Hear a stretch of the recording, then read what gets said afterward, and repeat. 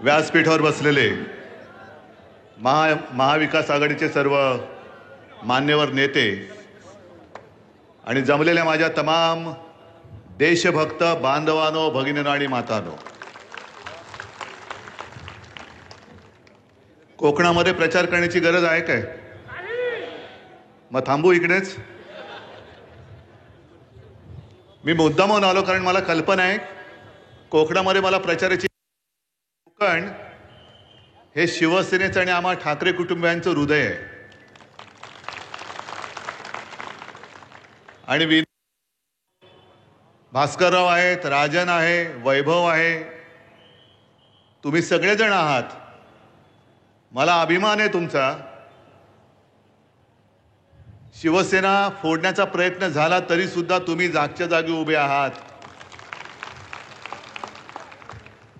आणि हा डाव कसा आहे बघा.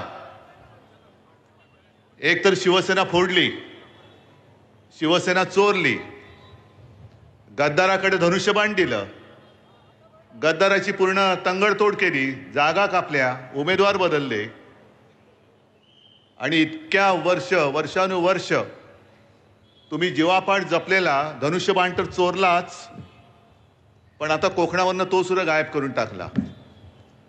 म्हणजेच काय की त्या लाचारांना कळलंच नाही, खोक्यात जे बसले त्यांना कळलंच नाही की हे जे गद्दारांचे मालक बसलेत दिल्लीत दोन, ते शिवसेनेबरोबरचं कोकणचं नातं तोडायला निघालेत. त्यांना माहित नाही अजून कोकणामध्ये जांबा दगड आहे आणि असं म्हणतात की जांबा दगड हा कोणे एकेकाळी लावारस होता.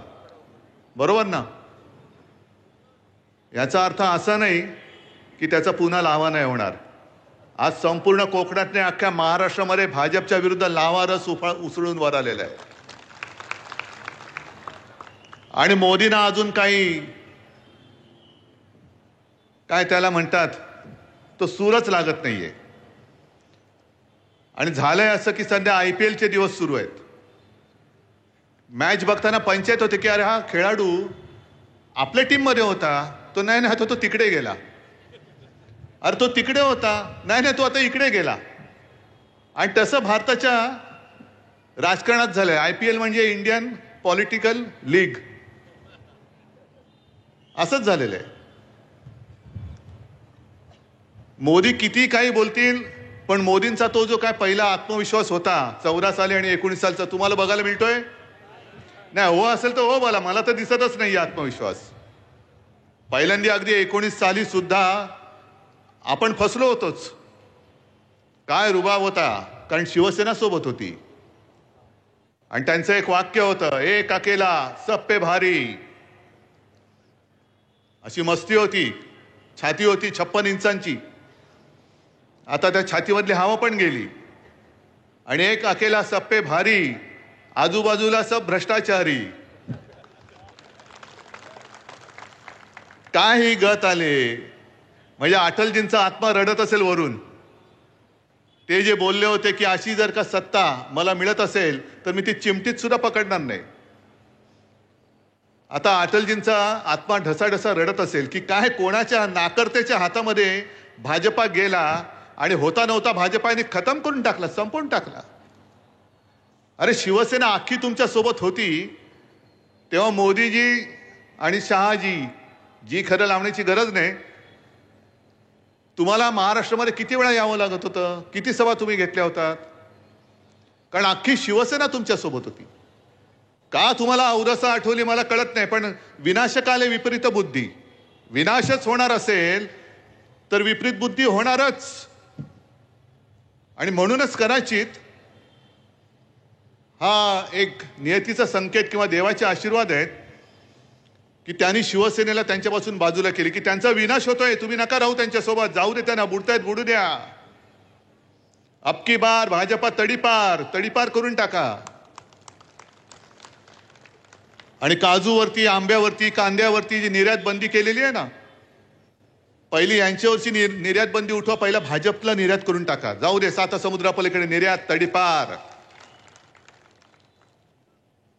पण मला यांचा सगळ्यांचा खरंच अभिमान वाटतो. हे ठीक आहे, की त्यांनी संपूर्ण यंत्रणा वापरून शिवसेना चोरली, धनुष्यबाण चोरलं.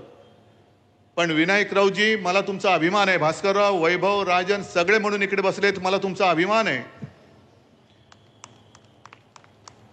कारण समोर जो उभा आहे त्याला रोज टोप घालताना विचार करावा लागतं. डोकं खाजवायला मिळतं तेव्हा, टोप घातली होती मिळत नाही. तेव्हा खाजवून विचारतो, अरे आज कोणत्या पक्षात होत आपण? हा बघा, तुम्ही विचार करा त्यांना, कारण आठवतच नाही काल कोणत्या पक्षात होतो, आज कोणत्या पक्षात आहे. इतके वर्ष स्वतः सकट स्वतःची पिलावळ, ही जिकडे सत्ता असते, जिथे सत्ता तिकडे तुम्ही झुकता. सगळी मंत्रीपदं घेतली, आमदारक्या खासदारक्या सगळ्या घेतल्या, पण माझ्या कोकणासाठी काय केले? एक तरी लघु किंवा सूक्ष्म तुमच्या साईज प्रमाणे प्रकल्प कोकणात आणलात का तुम्ही? कारण भाजपा हुशार आहे, त्यांनी त्यांच्या कुवतीप्रमाणेच दिलं, लघु आणि सूक्ष्म. आता निवडणुकीनंतर मायक्रोस्कोप आणावं लागेल की अतिसूक्ष्म, म्हणजे करोनाचा जीवाणू दिसेल पण हे नाही दिसणार, एवढे सूक्ष्म होतील हे. पण मस्ती किती आहे? आज तुम्ही गद्दारांना आमच्या अंगावर सोडून शिवसेना संपवायला निघालात. अहो, अनेक वर्षानुवर्ष हे सगळे माझे जीवाला जीव देणारे शिवसैनिक जे बाळासाहेबांनी जोडून दिलेले आहेत. आणि मी मागे पण म्हटलं की माझी वडिलोपार्जित कमाई आहे, आहेच माझी वडिलोपार्जित कमाई, अभिमान आहे मला याचा, हे माझं वैभव आहे. आणि मोदीजी, तुम्ही जे म्हणतायत घराणेशाही घराणेशाही, आमची घराणेशाही आहे ती लोकांना मंजूर आहे की नाही रे? पण तुम्हाला शिवसेनेची घराणेशाही चालत नाही. शिवसेना प्रमुखांचा फोटो लावता, नालायक माणसं सगळी, अंगामध्ये कर्तृत्व नाहीये. तुम्ही माझी शिवसेना चोरताय, माझा धनुष्यबाण चोरताय, माझे वडील चोरताय, कर्तृत्व शून्य माणसं आहेत.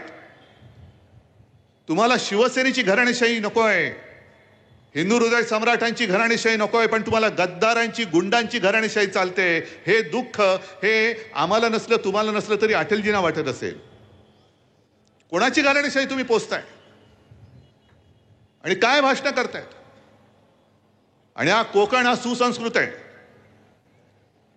ज्या पद्धतीने काल परवाकडे फडणवीस येऊन गेले, यांना मत म्हणजे त्यांना मत,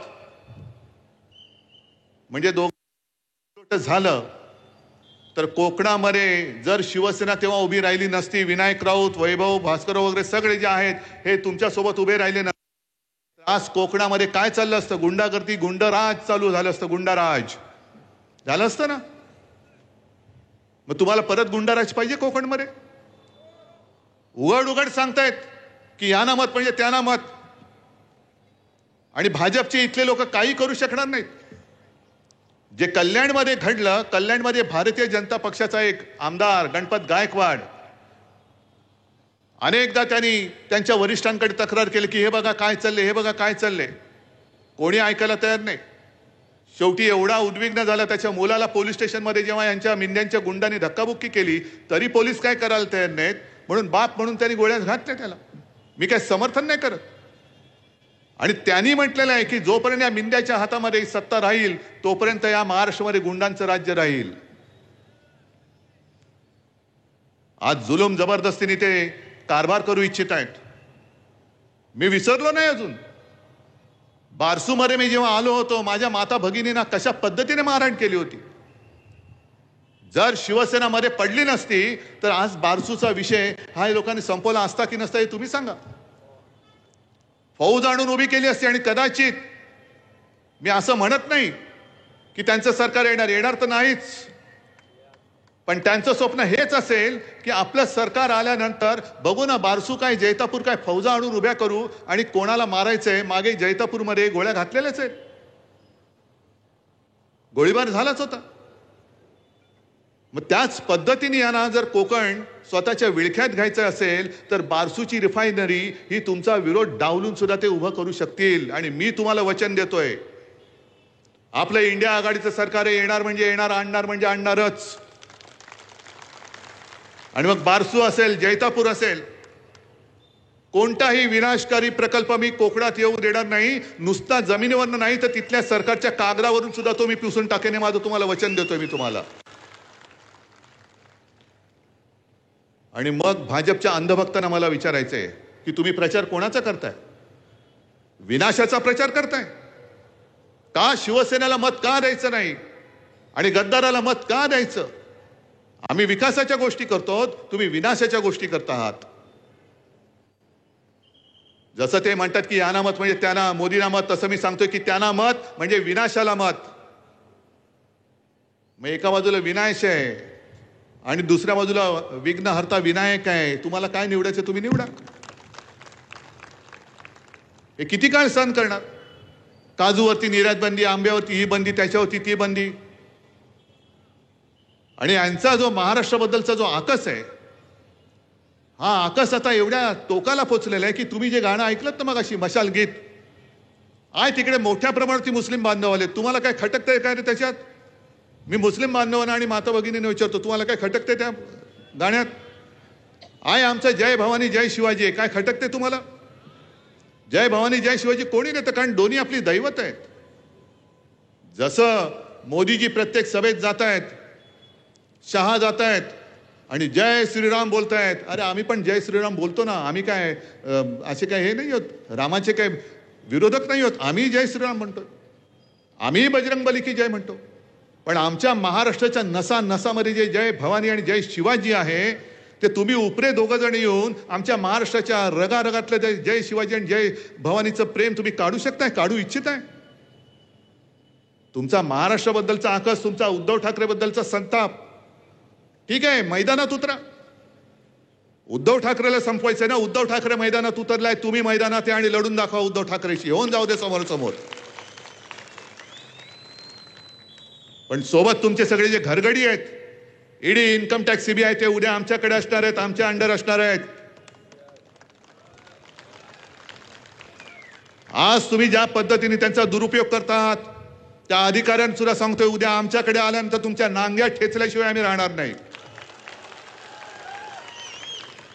ज्या पद्धतीने तुम्ही राजन साळवीच्या घरात घुसलात, उद्या आमचं सरकार आल्यानंतर तुमच्या घरात घुसल्याशिवाय राहणार नाही. राजनच्या घरामध्ये घुसलात. मी मागच्या सभेत सुद्धा बोललो होतो, सगळ्याची किंमत किती, ह्याची किंमत किती, टेबलची किंमत किती, खुर्चीची किती, शिवाजी महाराजांच्या पुतळ्याची किंमत कोण ठरवणार? मोदींचा घरगडी. अहो, ज्यांना महाराजांची किंमत नाही कळत, तो आमच्या देशावरती राज्य करतो, यांचं दुर्दैव आहे. महाराजांचा पुतळा म्हणजे नुसतं काहीतरी चिखलातून बनवलेलं काही मूर्ती नाहीये, ते दैवत आहे. त्याची तुम्ही किंमत लावताय. हिंदू हृदय सम्राट शिवसेना प्रमुख बाळासाहेब ठाकरे, जर जे ते त्यावेळेला मोदीजी तुमच्या मागे उभे राहिले नसते, तर अटल बिहारीजींनी तुम्हाला केराच्या टोपलीत तेव्हाच टाकलं असतं. त्यांच्या खुर्चीची किंमत. म्हणून मी राजनला तेव्हा विचारलं होतं की राजन, सगळ्याची किंमत त्यांनी काढली, मग शौचालयात गेले होते की नाही कमोडची किंमत बघायला? कारण नंतर आपली सत्ता आल्यानंतर त्यांना त्याचा उपयोग करावा लागणार आहे. वेडवाकडं कसंही तुम्ही वागता आहात, काय वाटेल ते करता आहात. आणि तो जो काय त्यांचा नारा होता 400 पार, आता गप्प बसले, कारण काहीच चालत नाहीये. 400 पार कशासाठी? तर आपली घटना बदलण्यासाठी. आणि मी नाही बोलत, त्यांचेच माजी मंत्री, त्यांचेच उमेदवार, त्यांचेच खासदार बोलताना त्या सुद्धा क्लिप आलेल्या आहेत. मग घटना बदलण्याची अवदसा तुम्हाला का आठवली? म्हणजेच काय की महाराष्ट्राबद्दलचा जो आकस आहे, एक तर महाराष्ट्रामधले महाराष्ट्राच्या हक्काचे उद्योग धंदे तुम्ही गुजरातला घेऊन जातात. तुम्ही महाराष्ट्राच्या हक्कासाठी लढणाऱ्या शिवसेनेला खतम करू इच्छित आहात. तुम्ही महाराष्ट्राचं दैवत असलेल्या जय भवानी जय शिवाजी या शब्दावरती आक्षेप घेत आहात. आणि मी जाहीर आरोप करतोय, महाराष्ट्राच्या सुपुत्रांनी डॉक्टर बाबासाहेब आंबेडकरांनी केवळ त्यांनी लिहिली म्हणून तुम्ही घटना सुद्धा बदलायला निघाला आहात. डॉक्टर बाबासाहेब आंबेडकर हे महाराष्ट्राने देशाला दिलेलं दैवत आहे आणि त्यांनी घटना लिहिली. अरे त्यांची बुद्धिमत्ताच तशी होती. म्हणून इतके 75 वर्ष होऊन सुद्धा त्याच घटनेच्या आधारावरती आणि ह्याच्यानंतर सुद्धा हजारो वर्ष आपला भारत देश, हिंदुस्थान हा त्या घटनेच्या आधारावरती चालणार आहे. पण इथे सुद्धा तुमचा महाराष्ट्राबद्दलचा आकस दिसतोय. माणसं, अरे तुमच्या भूमीमध्ये गुजरातमध्ये औरंगजेब जन्माला आला, त्याला आम्ही काय करू? आमच्या भूमीमध्ये छत्रपती शिवाजी महाराज आणि बाबासाहेब आंबेडकरांसारखी, त्याला आम्ही काय करू शकतो? तुम्हाला त्यांची पूजा करता येत नसेल तर तुम्ही तुमच्या मातीत जो जन्माला आला त्याची पूजा तुम्ही करा ना. पण जे काय जुमले त्यांनी दिले होते 14 साली, 19 साली, आता 24 साली 15 लाख रुपये देणार होते. आलेत कोणाच्या खात्यात? आले असतील तर हात वर करा, मला आनंद होईल. जर कोणाच्या खात्यामध्ये मोदी सरकारकडनं 15 लाख रुपये आले असतील तर हात वर करून सांगा, मी आत्ताच्या आत्ता माझा प्रचार इथल्या इथे थांबवायला तयार आहे. मग त्यांनी 14 साली काय सांगितलं होतं की प्रत्येकाच्या खात्यात 15 लाख रुपये येतील. कोणाच्या खात्यात हजारो कोटी आले? भाजपच्या खात्यात आले. निवडणूक रोख्यांच्या माध्यमातून हजारो कोटी, 8-10 हजार कोटी हे त्यांनी 2 ते 2.5 वर्षात कमावले. म्हणजे एक गोष्ट ते बरोबर बोलले की जे काँग्रेसला 60 वर्षात जमलं नाही ते आम्ही करून दाखवलं. बरोबर आहे, काँग्रेसला एवढे पैसे कमवताच आले नाही. मोदीजी तुम्ही 2.5 वर्षात कमवले 8 ते 10 हजार कोटी. बरं, गंमत बघा अशी आहे, अर्थमंत्री कोण होत्या? निर्मला सीतारामन. आणि तुम्हाला माहिती असेल किंवा नसेल, जोपर्यंत कोर्टाचा निकाल येत नव्हता, कोर्टाचा निकाल येईपर्यंत त्यांनी पुढचे 10,000 कोटी रुपयांचे रोखे हे छापून तयार ठेवले होते आणखीन लुटायला. मी सर्वोच्च न्यायालयाला खास धन्यवाद देतोय की तुम्ही अगदी योग्य वेळी यांची हंडी फोडलीत. कारण 8 ते 10 हजार कोटी यांनी आम्हाला न सांगता असेच लुटले होते, आम्हाला माहितीच नव्हतं. आणखीन 10,000 कोटी हे लुबाडणार होते. आणि या सीतारामन बाई बोलले आहेत की आमचं सरकार आल्यानंतर आम्ही पुन्हा निवडणूक रोख्यांची योजना आणणार, म्हणजे पुन्हा तुम्हाला लुटणार, तुम्हाला तुमची लूट चालेल, परवडेल. बरं, गंमत मी एवढ्यासाठी म्हटलं की ज्या सीतारामन बाई बोलले की हे आम्ही पुन्हा ही रोखे आणणार, रोख्यांची योजना आणणार, त्यांचेच पती परकला प्रभाकर त्यांनी तर त्यांच्यावरती जो मोठा आघात केलेला आहे, त्यांनी सांगितलं की हा जगातला सगळ्यात मोठा घोटाळा आहे आणि त्याचं नाव त्यांनी मोदी गेट असं दिलेलं आहे. मोदी गेट. मोदींवरती थेट आरोप त्यांनी केलेला आहे. आम्हाला संपवायला निघालात ना? का? आम्ही तुमची पालखी वाहत नाही म्हणून तुम्ही आम्हाला संपवायला निघालात? मग तुमच्याच मंत्रिमंडळातल्या ज्या मंत्रीबाई होत्या त्यांचे यजमान तुमच्या तोंडावरती बोलताय की तुम्ही घोटाळा केलाय, तुम्ही घोटाळेबाज आहात. का त्यानं उत्तर देत नाही? आम्ही आरोप करतोय, आरोप नाही करत, आम्ही सत्य लोकांसमोर आणतोय. आजच मी येताना वाचलं की डाळी कडाडलेले आहेत, डाळीचे भाव वाढलेले आहेत. जर आपण विचारलं मोदीजी डाळीचे भाव वाढले, वो तो नेहरूजीने बढाया. नेहरू जाऊन किती वर्ष झाली? बरं, नेहरू किती वर्ष पंतप्रधान होते? 16 वर्ष. भाजपा किती वर्ष आहे? अटल बिहारी वाजपेयी होते, त्यांची काळा सगळी वर्ष, यांची 10 वर्ष. म्हणजे 16 पेक्षा जास्त वर्ष हे भाजपाचं सरकार तिकडे आहे. मग नेहरूंनी 16 वर्षात काय केलं असेल ते पुसून टाकून तुम्ही 16 वर्ष काय केलं, तुम्ही 10 वर्ष काय केलं हे तुम्ही का नाही सांगत? म्हणजे सांगायचं काय की 60 वर्षात काही नाही केलं. बरं, नसेल काही केलं, मग त्यांना जर का विचारलं पुढे काय नाही, आत्ता सुरुवात झाले, 10 वर्ष आम्ही नुसतं काय आमचं हे करत होतो, आता पुढे बघा 2047 साली तुम्हाला काय देतोय. 2047 साल कोण बघणार आहे? आता जे प्रचार करतात त्यांचे सगळे ते तरी बघणार आहेत 2047? आणि तुम्हाला काय वाटतं ही जनता सगळी काय दूधखोडी आहे, बुडी आहे? 14 साली सांगितलं होतं की 19 पर्यंत मी करेन. कशाला नोटबंदी केली होती तुमच्या लक्षात तरी आहे? आता नोटबंदी केल्यानंतर रडून काय बोलले होते? मुझे सिर्फ कितने दिन दो, 100 दिन दो. त्या तारखेपासून तुम्ही 1 एप्रिल पर्यंत जर का दिवस मोजले तर जवळपास 2700 पेक्षा जास्त दिवस झाले. मोदीजी, नोटबंदी नंतर तुम्ही जे काय करणार होतात, अगर मैंने कुछ किया नहीं तो आप जो बोलेंगे, जहां बोलेंगे, जो सजा देंगे मुझे मंजूर है. आता संपूर्ण जनता तुम्हाला हीच सजा देणार आहे की आपकी बार तडीपार. आता जा तुम्ही. आणि म्हणून सगळीकडे ते फिरतायत, बाकी काहीच केलं नाही. राम मंदिर केलं, जिथे जात आहेत तिकडे राम राम राम राम करतायत. मला विचारलं काही पत्रकारांनी की तुमच्यावरती जय भवानी बोलायला बंदी घातली, पण ते तर म्हणतात की रामाचा प्रचार करतायत. म्हटलं ते प्रचार नाही करत. मराठीमध्ये एक ते मागे पिक्चर आलं होतं, त्याच्यामधलं एक गाणं आहे, आम्ही जातो आमच्या गावा आमचा राम राम घ्यावा. असं सगळीकडे फिरतायत, राम राम राम राम, चाललो बरं राम राम. असं मोदी आणि शहा फिरतायत म्हणून तर महाराष्ट्रात एवढ्या वेळा येत आहेत. मुंबई गोव्याचा जो रस्ता झाला का पूर्ण? कधी होणार? 3000 सालापर्यंत तुम्हाला देतो बघा, तोपर्यंत तुम्ही मला मत द्या. 3000 साली असं काही गुळगुळीत करेन की तुम्ही नुसतं मुंबईत नुसतं उभे राहिलं तरी ऑटोमॅटिक सरकून कोकणात याल आणि कोकणात थेट चंद्रावती पूल बांधून देतो तुम्हाला. पण ते 3025 साली आणि इकडेच आपण फसतो. आता अशी ते जे काय आगडबंब वचनं आणि आश्वासनं देत आहेत, जसं मी तुम्हाला सांगितलं मी चंद्रावती पूल बांधून देतो. चला मला सगळ्यांना विचारायचं आहे, कोणाची तयारी चंद्रावती पूल बांधून द्यायची? काँग्रेस राष्ट्रवादीची पण लोक आहेत. देत आहे का? मी देतो. मग तुम्ही विचार काय करता? अरे माहिती आहे हा पूल होणार नाहीये, ही लोक पण नाही बोलतायत, पण मग मत देऊन बघायला काय हरकत आहे? केला तर हे असंच चाललंय. 14 साली सुद्धा ते रुपये तुम्हाला देतो. प्रत्येकाच्या हर घर नल से जल, नळ तरी आले का?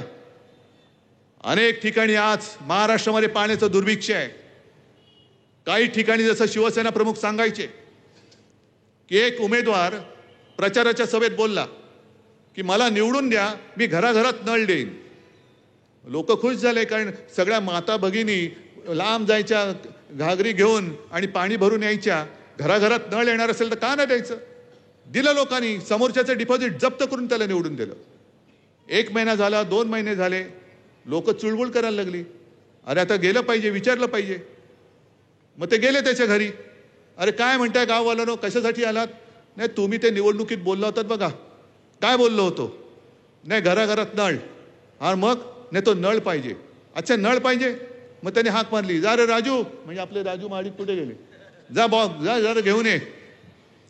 मग राजू माडिक घेऊन आले बॉक्स. मग हे बुवा बसले होते तिकडे, घ्या प्रत्येकाच्या हातात 1-1 तोटी दिली नळाची. चलो हे काय, मी काय बोललो होतो? घराघरात नळ. मी पाणी नव्हतं बोललो, नळ बोललो होतो. घ्या नळ घ्या आणि बसा फिरव्यात चाव्या. हे असे सगळे थापा मारणारी लोक. आणि ही नुसती थापाड्यांची फौज नाहीये, ही गद्दारांची फौज नाहीये, ही दहशतवाद्यांची टोळी आहे. जी ईडी, इन्कम टॅक्स, सीबीआयच्या माध्यमातून यांचा दहशतवाद सगळीकडे चाललेला आहे. अगदी जीएसटीच्या वेळेला सुद्धा टॅक्स टेररिझम, कर दहशतवाद. म्हणजे मेहनत करतायत त्यांना असं काही पिळायचं की जरा कुठे काही चूक झाली सरळ उचलायचं आणि तुरुंगात टाकून द्यायचं. हे इंडिया आघाडीचं सरकार आल्यानंतर आम्ही जीएसटी मध्ये सुद्धा बदल करणार, करून दाखवणार. आणि विनायकजी तुम्ही जे बोललात ना, तुम्हाला मुंबई, नवी मुंबईमध्ये कशासाठी काय, काजूसाठी पाहिजे, आंब्यासाठी पाहिजे. दुर्दैव आपलं की मी मुख्यमंत्री असताना एक कोरोनाचं संकट आलं, त्याच्यामध्ये 2 वादळं आली, संपूर्णपणे मी त्याच्यामध्ये अडकून राहिलो. पण त्याच्यात अडकलो नसतो तर आज तुमच्या या मागण्या राहिल्या नसत्या. ते स्वप्न सत्यामध्ये मी तुम्हाला आणून दाखवलं असतं. आणि तुम्हाला सगळ्यांना माहिती आहे, जे मी बोलतो ते मी करून दाखवतो. अगदी महाराष्ट्रामध्ये कुठेही गेला तर मी जाहीर सभेत विचारतो की 2 लाखापर्यंतची पीक कर्जाची माफी नाही, मुक्ती, ही जी मी केली होती तुम्हाला मिळाली होती की नव्हती? सगळे सांगतात मिळाली. नियमित कर्ज परतफेड करणाऱ्यांसाठी 50,000 रुपये आम्ही द्यायला सुरुवात केली होती. यांनी गद्दारी करून सरकार पाडलं आणि ती खोडून टाकली. आता तुम्हाला मी विचारतो, किनारपट्टीवरती जेव्हा 2 वादळं धडकली होती तेव्हा जी काय आपत्कालीन मदत केली होती ती तुम्हाला मिळाली होती की नव्हती? हे मला तुम्ही सांगा. होती की नव्हती? अगदी चिपळूणमध्ये सुद्धा मी आलो होतो, अगदी किनाऱ्यावरती सुद्धा गेलो होतो. याचा अर्थ असा की जे होणार नाही, चंद्रावरती पूल करेन, घराघरामध्ये आणखीन काहीतरी करेन, असं वेळवाकडे मी बोलत नाही. जे होण्यासारखं असेल तेच बोलतो आणि जे बोलतो ते मी करून दाखवतो. आणि म्हणून तुमच्या समोर 2 पर्याय आहेत. एक 10 वर्षाच्या थापा, ही मोदी गॅरंटी, आणि दुसऱ्या बाजूला मी माझं वचन, जे मी वचननाम्यात दिलं ते मी करून दाखवणार. तुमची निवड तुमच्याकडे. उद्धव ठाकरेचं वचन तुम्हाला महत्वाचं आहे का मोदीची गॅरंटी? हे महाराष्ट्राने उत्तर द्यायचंय. आणि यांची गॅरंटी तुम्हाला माहिती आहे. यांची गॅरंटी म्हणजे अशी, मगाशी जे मी बोललो ना, एक अकेला सब पे भारी, आजूबाजूला भ्रष्टाचारी, सगळे भ्रष्टाचाऱ्यांची फौज घेऊन हे आपल्यावरती चाल करून येत आहेत. अख्खा कोकण जणू काही यांनी विकायलाच काढलेला आहे. नाणारच्या बाबतीमध्ये जे झालं, जैतापूरला झालं, बारसूमध्ये, आपल्याला कळण्याच्या आत परप्रांतीयांनी इकडे येऊन जमिनी केव्हा बळकवल्या तुम्हाला कळलं सुद्धा नाही, आम्हाला सुद्धा कळलं नाही. आणि पुढचा जो धोका आहे तो हा किनारपट्टीचा विकास ते सिडकोकडे देत आहेत. सिडको म्हणजे यांचे सगळे कॉन्ट्रॅक्टर, बगल बच्चे, सूटबुटकी सरकार. आणि हा निसर्ग सौंदर्य, निसर्गाच्या वैभवाने नटलेला हा माझा कोकण कॉन्ट्रॅक्टरच्या खिशात देणार आपण? हे सगळे कॉन्ट्रॅक्टरचे बगल बच्चे आहेत. आणि म्हणून यांच्याकडे जे चाललेलं आहे की ज्याचा जेवढा भ्रष्टाचार मोठा, मग त्याला केंद्रात मंत्रिपद देणार, त्याला इकडे मंत्रिपद देणार. 70,000 कोटीचा घोटाळा असेल तर उपमुख्यमंत्री करणार, त्याच्याहून आणखीन मोठा घोटाळा असेल तर मुख्यमंत्री करणार. या सगळ्या गोष्टी आता झाल्या तेवढं खूप झाल्या. अहो, तुम्ही तुमच्या आयुष्यातली 10 वर्ष यांच्या थापांमध्ये वाया घालवली, आम्ही सुद्धा वाया घालवली. गेल्या वेळेला माझी चूक झाली, मीच मोदींना पंतप्रधान करायला सांगायला आलो होतो आणि तुम्ही माझं ऐकलत. आणि आता नेमकं मी उलटं सांगतोय आणि तळमळीने सांगतोय. एका गोष्टीबद्दल मला समाधान आहे की कोरोना काळामध्ये संपूर्ण देशात नंबर 1चा मुख्यमंत्री म्हणून माझं नाव आलं होतं. पण अत्यंत नम्रपणाने सांगतो, हे कर्तृत्व माझं नव्हतं. हे कर्तृत्व तुमची साथ आणि सोबत नसती तर महाराष्ट्र वाचू शकला नसता. म्हणजे फडणवीस जे सांगतायत की बाकी विकास कामाचं सोडून द्या, पण मोदीजींनी लस दिली नसती. अरे लस म्हणजे काय लसूण आहे? हा, की मागच्या पाठच्या बागेमध्ये पिकोला आणि दिला लसूण, तो सुद्धा 400 पार गेला होता. त्याला लाज वाटली, यांनी नारा दिला होती, आला खाली. लसूण सुद्धा 400च्या वर गेला होता, पण मोदी म्हणाले 400 पार. लसूणाला लाज वाटली, तो काहीतरी आपल्यापेक्षा जास्त मोठा थापडे आहे, खाली आलेलं बरं. लस कोणी शोधली? एका गोष्टीचा अभिमान मला नक्की आहे की महाराष्ट्रातल्या कंपनीने लस शोधली होती पुण्याला, आणि ती लस तुम्ही दिली. पण लसीकरण करण्यासाठी जी यंत्रणा होती ती माझ्या महाराष्ट्राची होती, ती माझ्या महाराष्ट्राची होती. आणि या माझ्या माता भगिनी आणि बांधवांनी मी जे जे सांगितलं ते ते तुम्ही ऐकलत. मी तुम्हाला सांगितलं घराबाहेर पडू नका, तुम्ही कोणी पडला नाहीत. दुकानं बंद ठेवा, तुम्ही दुकानं बंद ठेवली. बाहेर जाताना मास्क लावा, तुम्ही मास्क घातले. आणि म्हणून तुम्ही मला जे काही कुटुंब प्रमुख मानता त्या नात्याने मी तुम्हाला सांगतोय, तळमळीने सांगतोय की या वेळेला जसं कोरोनाचं संकट तेव्हा होतं आणि मी सांगत होतो की कोरोना आहे, त्या कोरोनापासून 2 हात लांब राहा, तसा त्याहीपेक्षा मोठा भयानक धोका हा भाजपाच्या हुकुमशाहीचा आहे. या हुकुमशाहीपासून 2 हात लांब राहा, 2 हात लांब ठेवा. त्यांना म्हणा आता बस झालं तुमचं, तुमची 10 वर्ष तुम्ही बघितली, आता तुम्ही आमचं संविधान बदलायला निघालात. आणि इकडे मुस्लिम बांधव मोठ्या प्रमाणावरती आलेत. काही लोकांनी मला सांगितलं की उद्धवजी आता तुम्हीच आमची आशा आहात. म्हटलं कसं रे? त्याला अहो तुम्ही 25 वर्ष यांना साथ सोबत देऊन तुमच्याबरोबर हे असे वागले, आमच्याशी कसे वागतील उद्या निवडून आले तर? म्हणून कोणी घाबरू नका, अजिबात घाबरू नका. जसं विनायक राऊतांनी शपथ घेतली तशी सुद्धा मी शपथ घेऊन मैदानात उतरलेलो आहे. बाकी देश खूप मोठा आहे, पण आपण खास करून छत्रपती शिवाजी महाराजांच्या महाराष्ट्रातले मर्द मावळे आहोत. आणि त्या मर्द मावळ्यांना मर्दपणा काय असतो ते शिकवावं लागत नाही. मर्दपणा त्यांच्या रगारगात, त्यांच्या नसानसात भिनलेला आहे. येऊ दे मोदी शाह, किती त्यांची ईडी सीबीआय इन्कम टॅक्सची धाड घेऊन येऊ द्या, त्यांच्या त्या टीमची तंगडतोड करून ठेवल्याशिवाय आपण राहायचं नाहीये आणि त्यांना हद्दपार केल्याशिवाय आता थांबायचं नाही. म्हणून आता एकच नारा द्यायचा, अबकी बार, अबकी बार कोण? आणि दुसरी गोष्ट, तुम्ही जेव्हा जाल त्या मतदान यंत्रणेमध्ये जे काय आहेत, कारण एवढे नालायक लोक आहेत. आणखीन एक कोणतरी विनायक राऊत शोधून काढलंय, त्यांनी काढलंय ना. पण आपली मशाल काय, आपली निशाणी काय?